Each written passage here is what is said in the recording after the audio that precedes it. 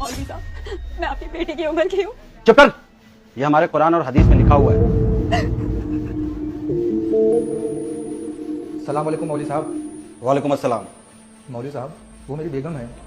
वो बेगम थी।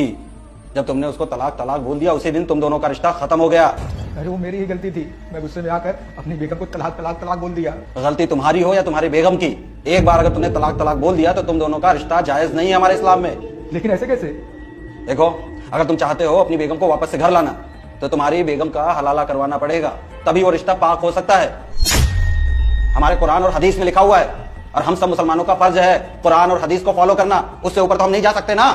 तुम्हारा और तुम्हारी बेगम का निकाह हमने करवाया था तो हलाला भी हम ही कर देंगे। फिर अपनी बेगम से वापस से निकाह कर लेना, फिर वो इस्लाम में निकाह जायज है।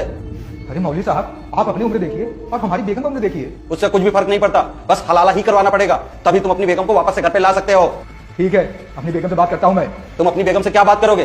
क्या तुम्हारी बेगम कुरान और हदीस से ऊपर है क्या? देखते हैं तुम्हारा निकाह कौन करवाता है। अरे हम मुसलमानों का फर्ज है कुरान और हदीस को फॉलो करना। बेगम, बेगम, चलो ना मेरे घर। अब मैं तुम्हारी बेगम नहीं हूँ। ये सब मुझे तलाक देने से पहले सोचना था। अरे वो मेरी ही गलती थी, मैं गुस्से में आकर तलाक तलाक तलाक बोल दिया।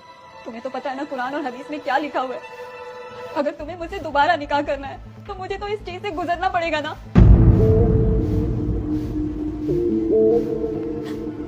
मौलवी साहब, मैं आपकी बेटी की उम्र की हूँ, मेरे साथ ऐसा मत कीजिए, मुझे जाने दीजिए, रहम कीजिए मुझ पे। चुप कर। ये हमारे कुरान और हदीस में लिखा हुआ है, उससे ऊपर तो हम नहीं जा सकते ना। अब तुझे तेरे शौहर के पास वापस से जाना है तो इस चीज से तो गुजरना ही पड़ेगा।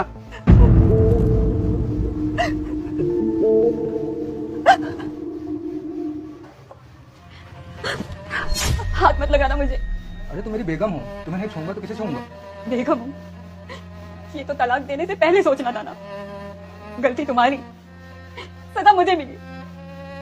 अरे वो मौलाना पूरी रात रात भर मुझे नोचता रहा, खिचोड़ता रहा। मैं उसके सामने हाथ जोड़ के बोलती रही कि मुझे छोड़ दो, मुझे जाने दो, गिड़गिड़ाती रही, भीख मांगती रही, लेकिन उसने मेरी एक नहीं सुनी। वो मेरे जिस्म को नहीं, मेरी रूह को नोच रहा था।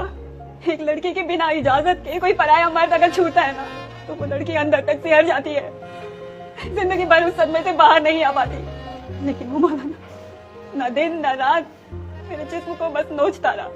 एक दिन नहीं, पूरे पूरे महीने भर मुझे नोचता रहा। उसने मेरे जिस्म को नहीं, रूह को भी छलनी कर दिया है।